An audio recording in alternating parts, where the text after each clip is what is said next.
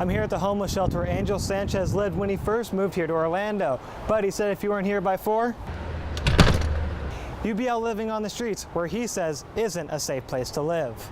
Former UCF head coach George O'Leary's legacy is not just to find what happened on the field, but also off of it. And UCF accredits O'Leary for being one of the pioneers to build Bright House Stadium. And they said without him, it wouldn't have been built. So like the Yankees, you could say this is the house that George built. UCF says if you want to raise a CCI training dog here on campus, you're going to be living at Lake Claire. And you're going to be raising a golden retriever because Canine Companion says they are the friendliest and they learn the quickest. Some of UCF's problems has been because of their young talent, and they can't execute some of the simple things like catch a pass, make tackles, and on top of that, they lost a lot of coaches from last year. But as the season has progressed, they've gotten a lot better. What's up, Knight fans? I'm Brett West with your Sports Update, and today we're going to be talking about the football team, the men's and women's golf team, and the women's soccer team. The Knights kicked off their football season last night, and what happened? The UCF football team lost again. We need to still work on our free throw shooting. We're shooting around 50-60% still, which is astronomically low. It's terrible. So that ankle injury is going to catch up to him. I think Eric Stryker and that defense is going to shut him down, and Baker Mayfield's going to just torch that defense. Tacos really has added that presence.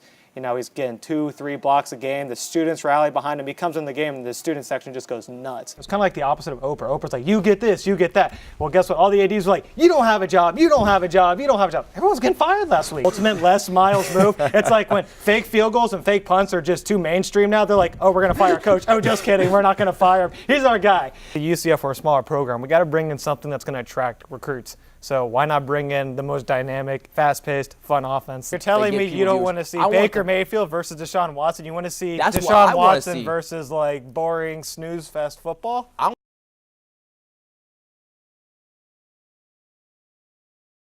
mean, we knew, but we're still kind of all in shock. We didn't kind of think it was true. Some people will define a coach's legacy by how many wins or how many losses a coach has.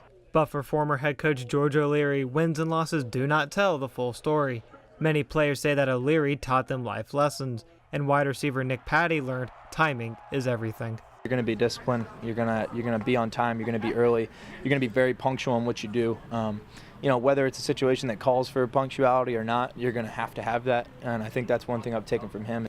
O'Leary also stresses players graduate. Last year, UCF ranked in the top 5 in the country for graduation rates, and senior fullback Joseph Papalo said O'Leary doesn't only care about football. Get your degrees. That was like basically the first thing he said after it. So I just think that, I mean, he knows, he has faith in us. He has faith in our academic staff to really harp on us and get our degrees, and he knows that's important because football's not going to last forever. O'Leary helped UCF's football program reach new highs with multiple conference championships and a Fiesta Bowl. O'Leary may be gone, but players will always have memories of him.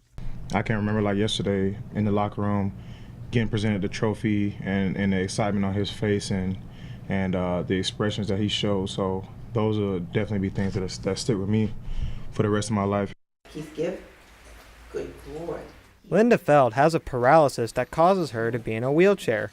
Because of her condition, Feld got a service dog named Keith. Feld says without Keith, doing daily activities would be difficult. Well, Keith has been wonderful for me because he has allowed me to continue my volunteer jobs. It became harder and harder for me to open doors and run elevators.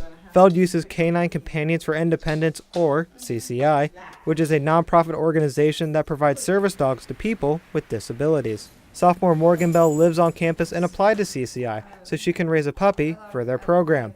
That's when she met Robin.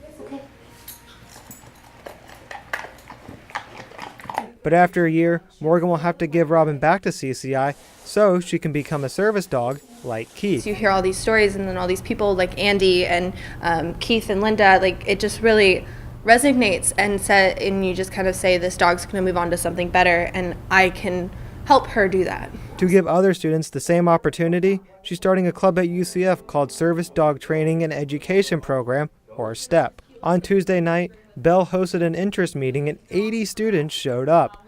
Bell says she expects there to be 4 puppies on campus next semester. If students want to raise a puppy, UCF says the students will need to live in the Lake Claire dorms. To Feld, students are raising more than just service dogs. get. It's amazing how much he can do.